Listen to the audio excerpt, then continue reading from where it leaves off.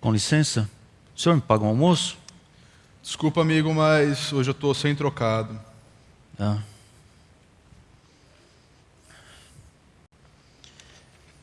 Nick. Hoje a gente vai ficar sem almoço.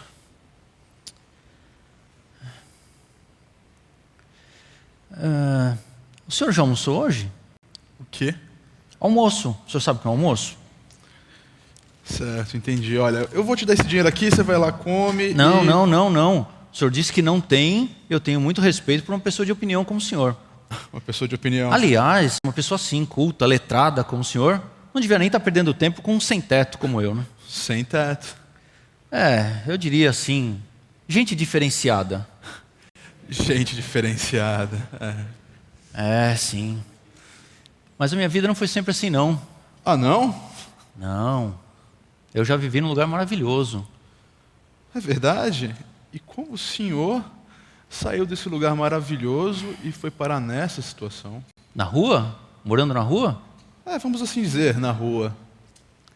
Por assim dizer, não. É rua mesmo. Morando no fio duro da calçada.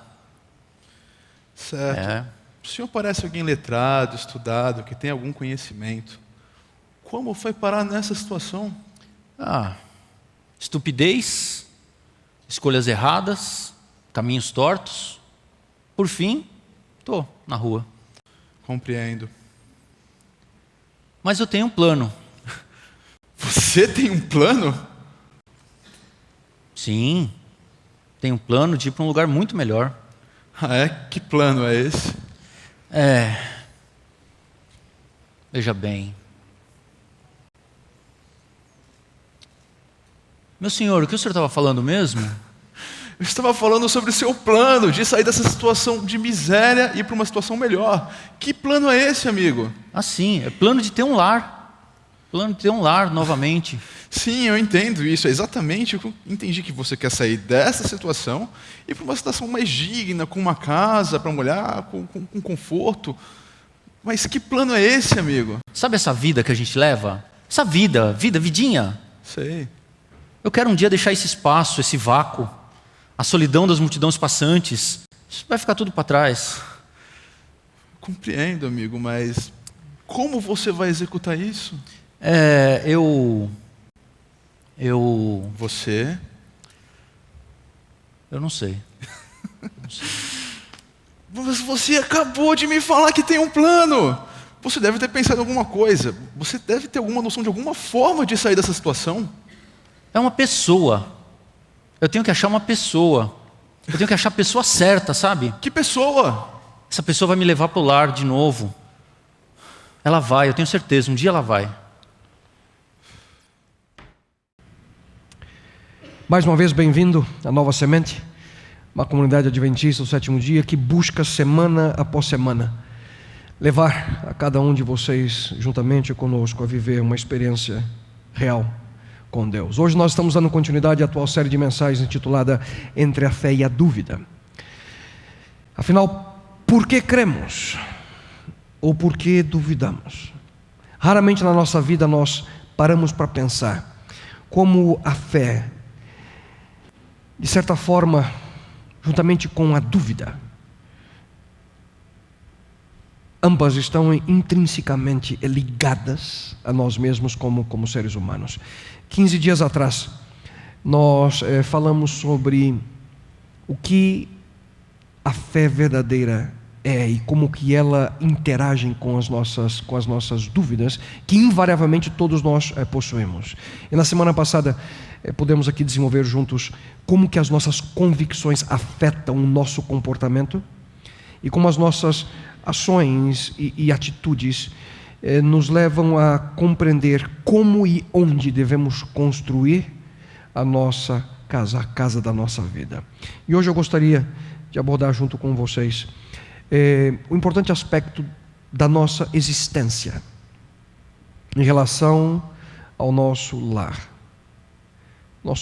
real.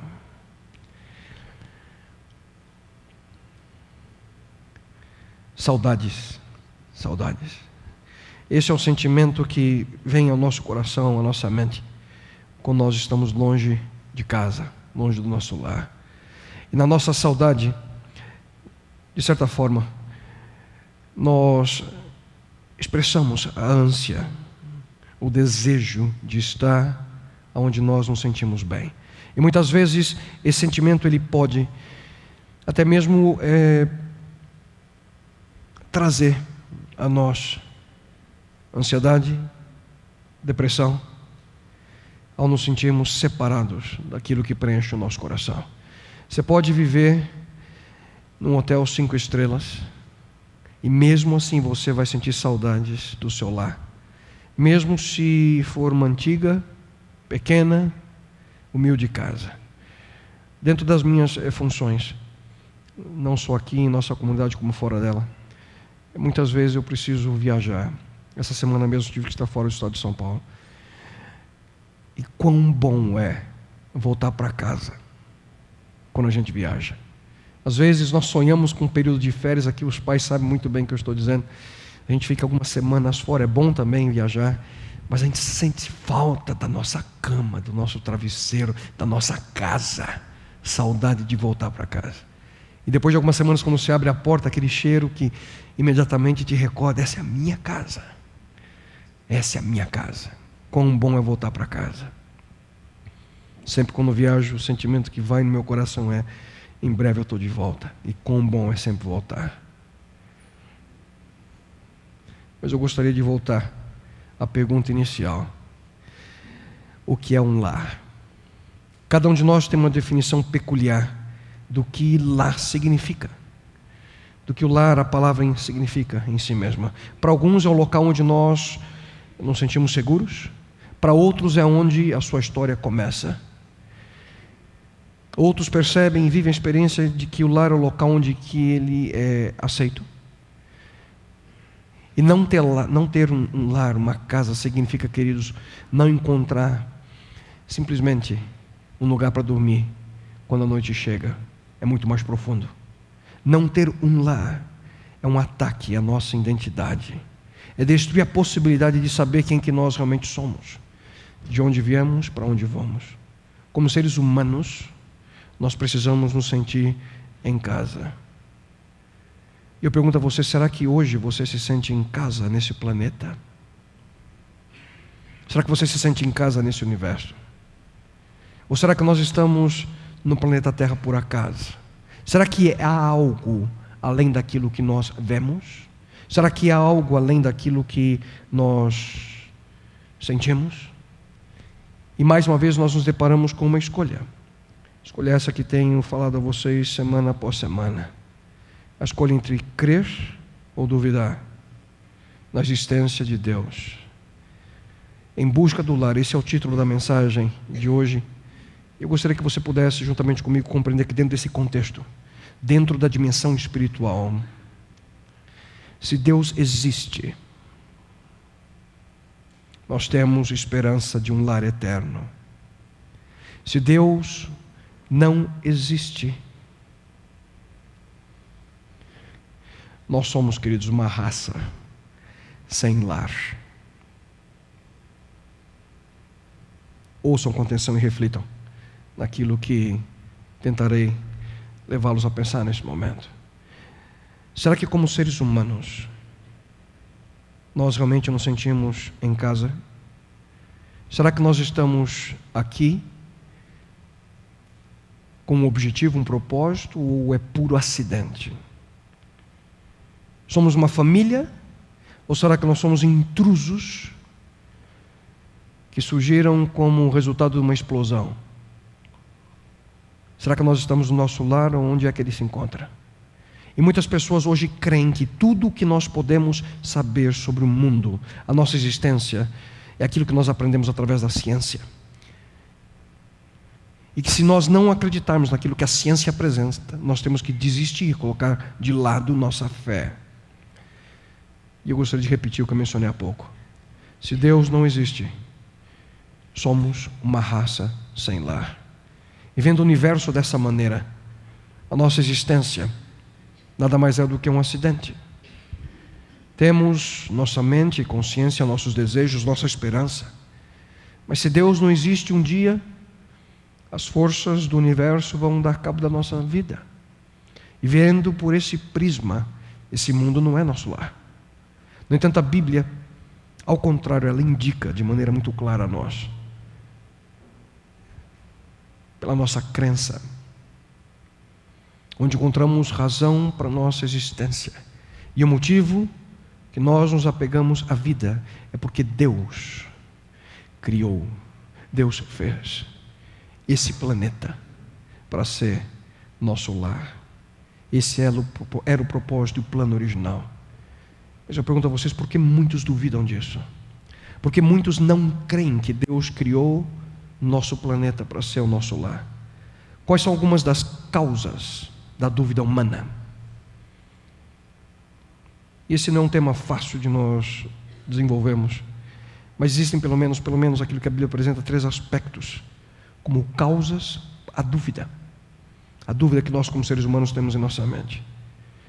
E entre elas eu gostaria de mencionar uma das principais, que é o criticismo. O criticismo ele pode gerar dúvidas na nossa mente. E aqui, quando eu falo de criticismo, podemos enquadrar todos aqueles que desafiam nossa fé. Aspectos que, de certa forma, zombam do nosso procedimento, ridicularizam nossas crenças.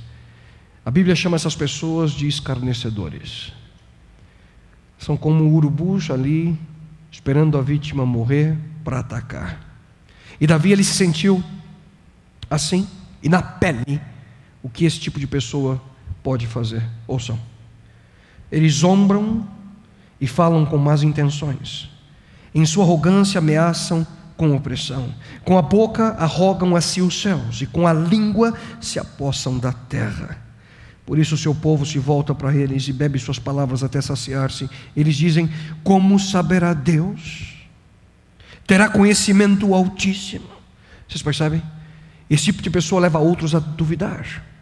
Muitos são enganados porque bebem as suas palavras e acabam gerando dúvidas na sua mente. Infelizmente, muitos hoje são extremamente influenciados pelo escárnio, pela zombaria e por esse tipo de pensamento. Por essa razão começam a duvidar da existência de Deus. Mas a advertência da Bíblia é clara a nós nesse momento, porque ela diz e apresenta: diz o tolo em seu coração, Deus não existe. Em realidade, não importa, queridos, qual é a formação que você possui. Se eu ou você duvidamos da existência de Deus, a Bíblia nos chama de tolo. Outros dizem que só acreditam naquilo que vem ou naquilo que entendem. Se nós fôssemos usar essa mesma linha de pensamento, então nós não poderíamos acreditar em muita coisa. Por exemplo, como é que nós podemos ter a certeza da existência dos átomos? Eu não vejo, você não vê. Eu entendo muita pouca coisa a respeito de átomos, mas eles existem. Outras e diversas outras questões da nossa vida.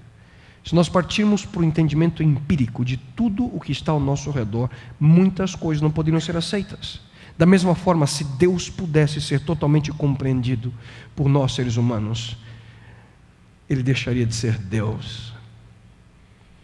No livro dos Salmos, Davi também escreveu: até os meus ossos sofrem agonia mortal, quando os meus adversários zombam de mim, perguntando-me o tempo todo: onde está Deus? Aqueles que zombam, meus inimigos. Davi sofria com isso porque eles perguntam a mim: onde está Deus? Percebem, queridos? Essas pessoas que zombam e criticam a nossa fé podem de uma forma ou outra nos levar a duvidar de Deus. O criticismo. Já uma segunda fonte de dúvida é proveniente da nossa própria consciência. A nossa mente pode levar-nos a sentir dúvidas. E muitas vezes, quando nós nos sentimos culpados, nós temos a tendência de racionalizar nossas crenças e tentar, de certa forma, adaptá-las ao nosso estilo de vida, com aquilo que nós pensamos ser o adequado. Na Bíblia, nós lemos: prenda-se firmemente, diz Paulo, a sua fé em Cristo, e conserve sempre a consciência limpa, fazendo aquilo que você sabe que está certo. Porque alguns desobedeceram à consciência e fizeram deliberadamente o que sabiam que estava errado. Não é de surpreender que logo tenham perdido a fé em Cristo, depois de haverem resistido a Deus assim. Exemplo simples, multa de trânsito. Nós podemos até dizer, eu não acredito que existe amarelinho. Só que se ele te pegar falando no celular, ou parado na faixa de pedestres, como aconteceu comigo há 2 dias atrás, em pleno feriado, a sua crença de que ele não existe não muda nada a situação, multa na certa.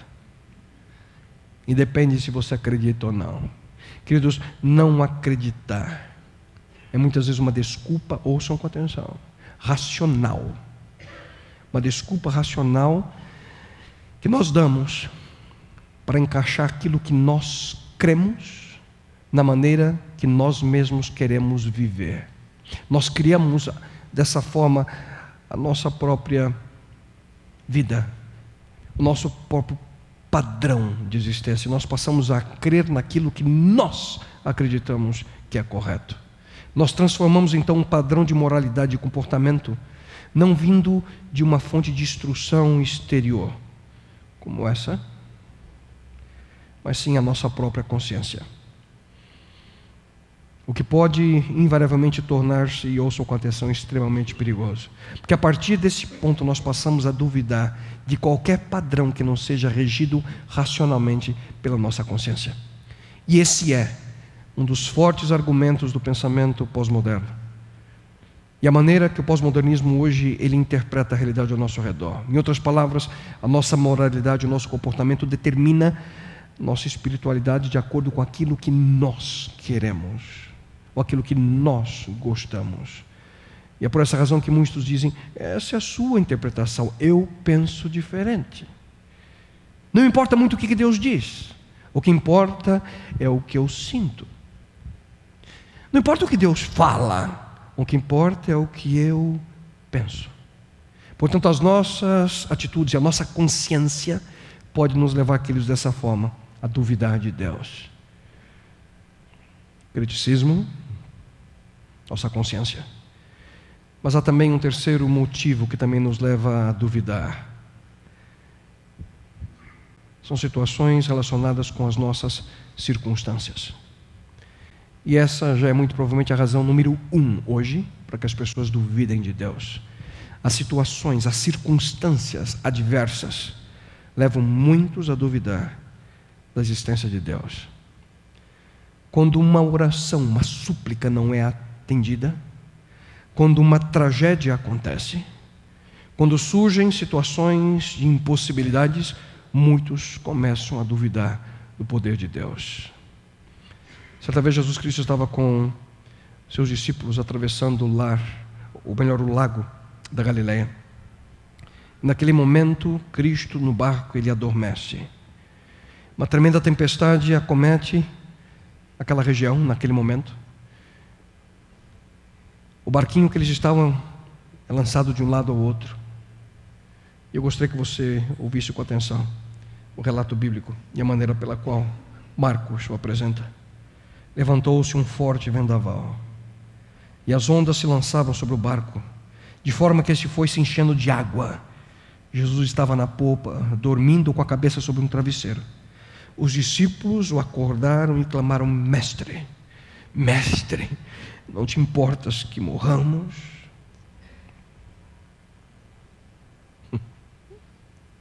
Deus, o Senhor não se importa comigo. Deus, você não está vendo o que está acontecendo na minha vida? O Senhor não tem dó de mim, Senhor? Queridos, essas são as típicas reações quando nós estamos sendo pressionados pelas circunstâncias da vida. Quando nós encontramos pessoas que duvidam da existência de Deus, raramente as razões para as dúvidas são intelectuais. Ninguém diz a Deus: Deus, por que o Senhor está derramando tanta bênção sobre mim? Senhor, por que a minha conta está cheia de dinheiro? Senhor, por que eu tenho um carro novo? Não. Quando as dificuldades surgem, cadê? O senhor não se importa, o senhor não olha. Geralmente que existe uma experiência negativa relacionada com essa atitude. Infelizmente, muitos daqueles que negam a existência de Deus não passam de pessoas machucadas pelas atitudes e comportamentos daqueles que se dizem cristãos. E esse é outro aspecto triste e lamentável. Portanto, criticismo, nossa consciência e circunstâncias são algumas das grandes causas para que nós tenhamos dúvidas a respeito de Deus. Mas como fazer para que as nossas dúvidas não ditem o rumo da nossa vida? Como fazer para que nós não percamos de vista a verdadeira noção de onde está nosso lar? E eu gostaria nessa noite, queridos, de deixar com vocês 3 sugestões para ajudá-los a como superar suas dúvidas. E a primeira delas é a seguinte: seja honesto. Diga para você mesmo: eu não tenho todas as respostas. Seja honesto. Diga: eu tenho dúvidas. Seja honesto. Você nunca poderá superar suas dúvidas se você não admite que elas existem. Você não pode ser intimidado pelas suas dúvidas. Alguns começam a sentir um tremendo sentimento de culpa por pensar, apenas pensar: como é que eu posso dizer que eu creio em Deus mesmo tendo essas dúvidas? Só que algumas, queridos, das nossas dúvidas que nós possuímos, são legítimas e merecem uma resposta plausível. Vejam na Bíblia alguns exemplos que nós encontramos sobre exatamente essa situação. Por exemplo, João Batista. João Batista foi um dos maiores profetas que viveu nesse planeta. E mesmo assim, João Batista teve algumas dúvidas. No final da sua vida ali, quando João Batista estava preso, e ali na prisão, João enviou alguns discípulos que ele possuía, discípulos dele, que eles fossem até Jesus Cristo e verificassem se ele realmente era o Messias que eles tanto aguardavam. João Batista estava com dúvidas. E mesmo assim, esse texto traz um conforto imenso ao meu coração e espero que traga ao seu. Mesmo na prisão, com dúvida, Cristo diz: em verdade vos digo, entre os nascidos de mulher, ninguém apareceu maior do que João Batista. Um outro exemplo, Tomé. Tomé foi um dos discípulos de Jesus Cristo. Logo após a ressurreição de Jesus, ele se recusou a acreditar que Jesus vivia novamente. E Tomé disse que ele só acreditaria se ele visse e se ele tocasse em Cristo. Mas quando Jesus Cristo finalmente aparece a ele, como foi a atitude de Jesus? Jesus gritou com Tomé: seu incrédulo. Repreendeu o discípulo? Não. Demitiu ele do cargo de discípulo? Não. Ao contrário, Jesus Cristo abriu seus braços. Jesus Cristo permitiu que Tomé o tocasse. Em seguida disse a Tomé: veja as minhas mãos e ponha o seu dedo nelas. Estenda a mão e ponha no meu lado. Pare de duvidar e creia. O ponto aqui, queridos, é o seguinte: nem mesmo nossas dúvidas fazem com que Deus pare de nos amar. Nem mesmo as nossas dúvidas fazem com que Deus desista de nós. Mesmo que você duvide, Ele o ama, Ele a ama, Ele apenas quer que você o conheça de maneira plena. Na palavra de Deus nós encontramos de maneira inequívoca: tenham compaixão daqueles que duvidam. Em outras palavras, nós precisamos ser carinhosos também com aqueles que têm dúvidas. Mas aqui existe um aspecto muito importante, queridos: dúvida e descrença são 2 aspectos bem distintos. Dentro da dimensão espiritual, quando nós temos dúvidas, nós manifestamos uma atitude de humildade na busca pela verdade. Já a descrença nos leva a agir dentro de uma atitude de arrogância, quando nós imaginamos que nós temos as respostas para todas as inquietudes que nós temos em nossa mente. A diferença é a atitude. Eu pergunto a você, seja sincero, Seja honesto. Alguém aqui tem alguma dúvida? Hã? Alguém tem alguma dúvida?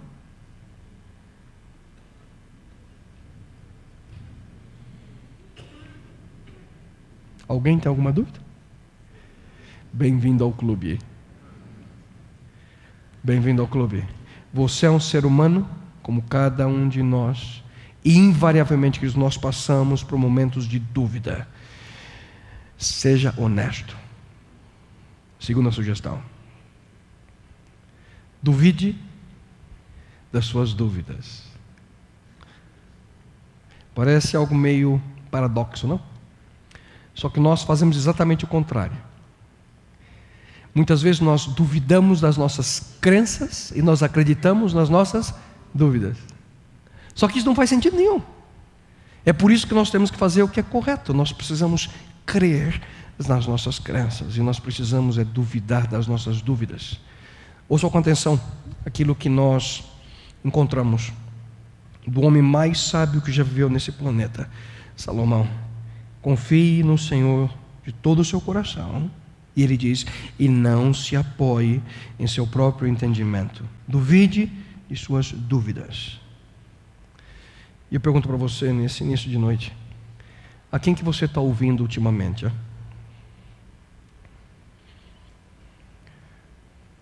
A voz que vem da palavra de Deus? Ou você está ouvindo os seus próprios sentimentos? Pastor, eu não sinto que Deus me ama. Eu não sinto que Deus tem um propósito na minha vida. Eu não sinto que Deus me perdoa. Eu não sinto que um dia eu posso vencer. Eu não sinto. Então, quem que você está ouvindo? Circunstâncias da sua vida ou a Deus? Eu repito, há um momento, queridos, que nós precisamos compreender. Confie no Senhor de todo o seu coração e não se apoie no seu próprio entendimento. Não se apoie no seu próprio sentimento. Em outras palavras, duvide das suas dúvidas. E eu queria compartilhar com vocês, queridos, a minha própria experiência. Há bons anos atrás, eu tinha uma tremenda dificuldade para falar com pessoas. Não é nem falar em público, é falar com pessoas. Dificuldade em me relacionar. Timidez.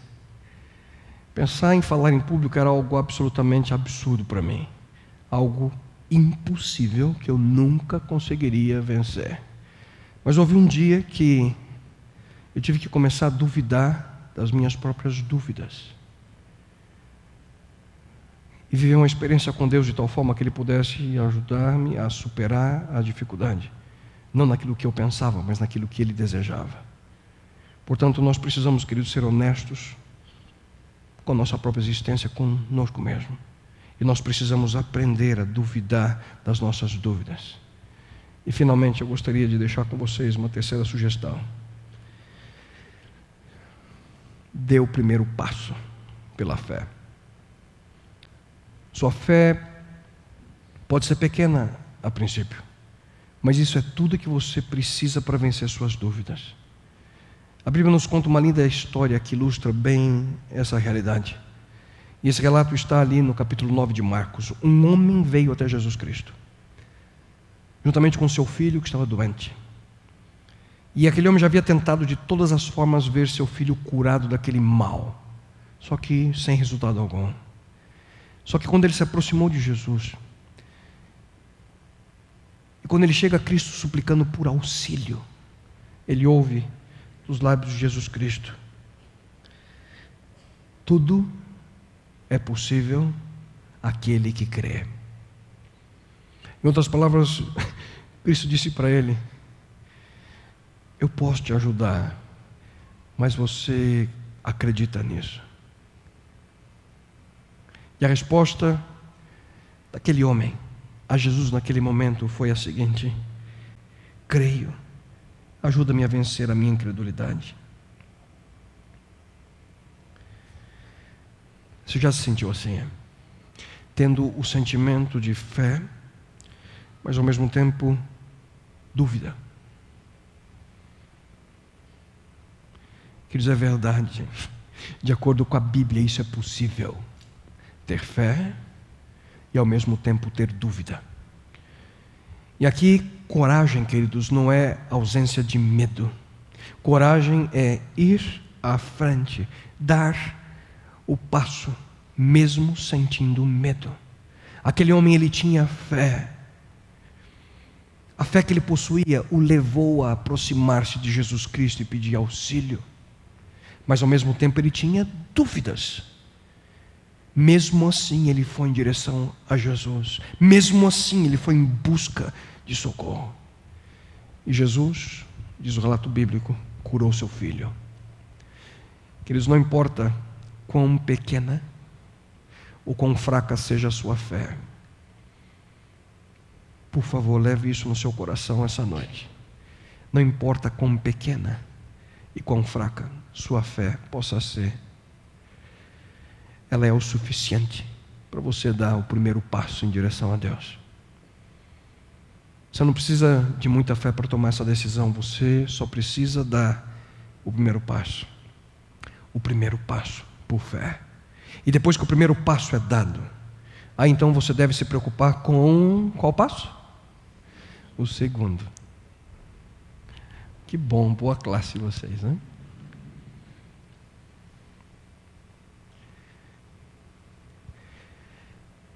Você nunca conseguirá dar o segundo antes de ter dado o primeiro. É só um passo, somente um, e assim por diante. E a cada etapa da sua jornada espiritual, você muito provavelmente vai ter dúvidas. Mas não permita com que as suas dúvidas impeçam que você continue. Um passo de cada vez, sempre em direção de Deus, mesmo tendo dúvidas. Você não precisa, querido amigo, querida amiga, de ter uma fé gigante para ser um seguidor de Deus. Você precisa somente de um pouquinho de fé, a fé suficiente para dar o primeiro passo em direção a Ele. O mais Ele fará por você. A equação é simples.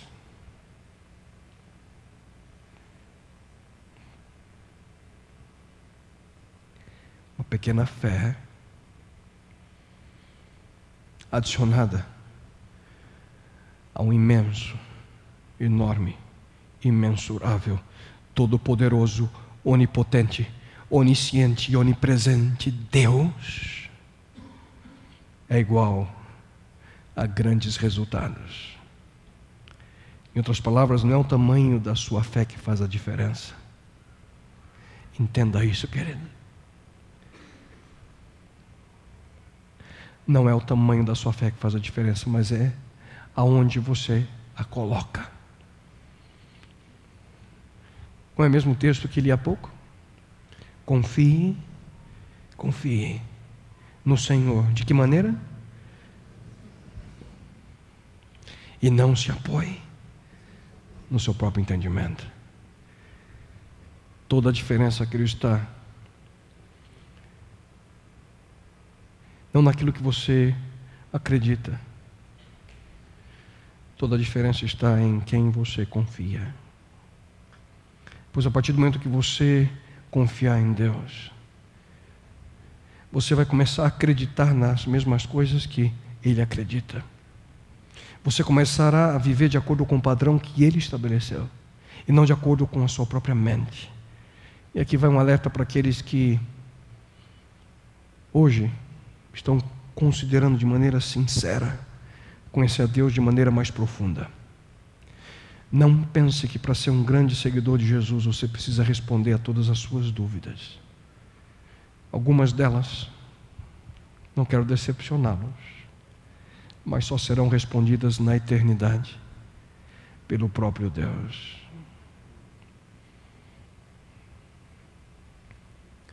Quantas e quantas vezes pessoas vêm a mim e perguntam: pastor, o que eu posso fazer? Minha resposta: não sei.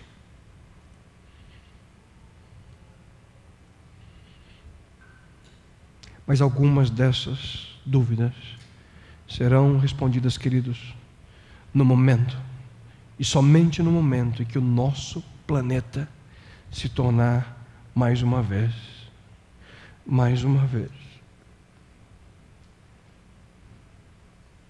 o nosso lar, um lar perfeito. Nós precisamos ser honestos. Nós precisamos aprender a duvidar das nossas dúvidas. E nós precisamos, queridos, aprender a dar o primeiro passo pela fé.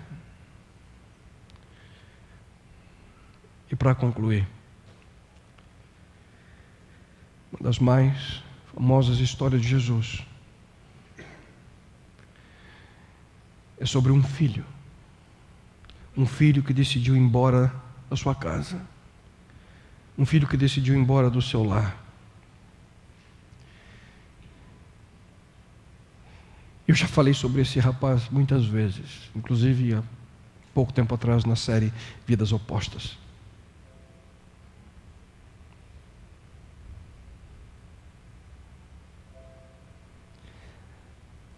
Aquele rapaz, aquele menino, ele duvidou que ele podia encontrar felicidade na sua casa, do lado do seu pai. Aquele rapaz, ele pegou ali parte da herança antes do pai morrer. E ele tomou a decisão de ir para uma terra desconhecida, com um sonho no coração, buscando um novo lar. Só que com o passar do tempo, tudo o que ele tinha se acabou. E sem ter o que fazer, ele se viu ali numa situação abominável, cuidando de porcos. E foi lá, queridos, num chiqueiro. Foi lá num chiqueiro que ele foi honesto consigo mesmo. E foi lá do lado de porcos que ele admitiu a sua condição. E finalmente, depois de tanto sofrer, ele tomou uma decisão. A decisão de voltar para o seu lar. Mas surgiu uma dúvida. A dúvida se o seu pai o aceitaria de volta. Mas depois de ser honesto consigo, aquele rapaz começou a duvidar das suas dúvidas. E aquele rapaz, ele deu, queridos, o primeiro passo. Um passo por fé. Um passo em direção ao seu lar. Jesus, queridos, ele contou essa história. Cristo contou essa história para que nós compreendêssemos que a nossa história é a mesma. Hoje nós andamos peregrinos nesse planeta, sem rumo, sem direção. Pensamos que sabemos qual é o caminho. O ser humano imagina que sabe qual é a solução. Mas, queridos, a menos que nós tomemos a decisão de retornar para a casa do nosso Pai Celeste, nunca encontraremos nosso verdadeiro lar. E todos nós precisamos de um lar, o que hoje nós ainda não temos por completo. E é por essa razão que Deus ainda espera por você. Senhoras e senhores, nós estamos de passagem nesse mundo. Nosso lar não é aqui. Nós somos peregrinos em busca desse lar. E é por isso que o próprio Jesus Cristo, certo dia, afirmou: não se turbe o vosso coração. Credes em Deus, crede também em mim. Na casa de meu Pai há muitas moradas. Se assim não for, eu vou teria dito: pois vou preparar-vos lugar. E quando eu for e vos preparar lugar, voltarei.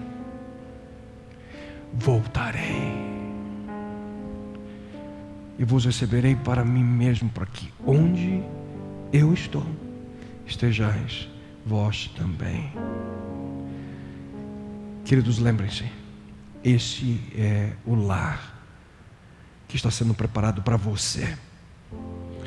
Jesus em breve, muito em breve, cumprirá a sua promessa. E Jesus voltará. Não permita que suas dúvidas o impeçam de estar pronto. Este lar está preparado, está sendo preparado para você. Não permita que as suas dúvidas o impeçam de um dia estar lá.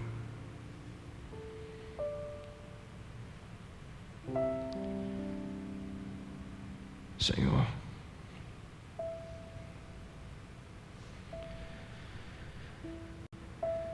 queremos um lar especial. Quando olhamos para a dimensão humana e nos lembramos dos momentos felizes que podemos passar com nossa família, nossos filhos, quando olhamos para o passado e sentimos, Senhor, esse sentimento tão especial que é ter um lar, ficamos imaginando como será aquele momento quando Jesus Cristo voltar a essa terra. Mas, bom Deus, talvez entre nós existam pessoas que nunca tiveram essa oportunidade de ter alegria, nem que passageira, entender o que é ter um lar. Mas não importa, Pai, porque mesmo a alegria que podemos ter nessa terra, como bem disse, é passageira, é temporária, porque a vida nesse mundo passa, acaba. Se nós queremos estar prontos para aquele momento, o momento em que Jesus Cristo cumprirá a sua grande e maior promessa, a grande esperança, uma vida eterna ao teu lado.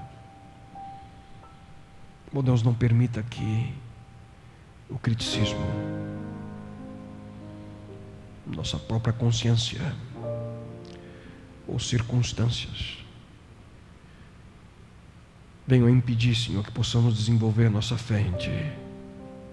E oro a Ti, Senhor, neste momento de uma forma muito especial por cada pessoa que aqui se encontra, por aqueles que assistem essa mensagem aqui. Aprendam, Senhor, a viver em honestidade, sejam sinceros e honestos contigo, que possam, bom Deus, aprender a duvidar de suas próprias dúvidas e que entendam a importância de dar o primeiro passo por fé. Que possamos entender que o necessário é um primeiro e único passo por fé, e que Tu possas, bom Deus, completar em nossa vida aquilo que necessitamos para estarmos cada um de nós prontos para aquele dia, o dia que finalmente encontraremos nosso lar. Isso eu te lhe suplico em nome daquele que prometeu e cumprirá, aquele que deu sua vida por nós aqui, um sonho pudesse se tornar realidade. Teu Filho amado Jesus Cristo. Amém, Senhor. Amém, Pai.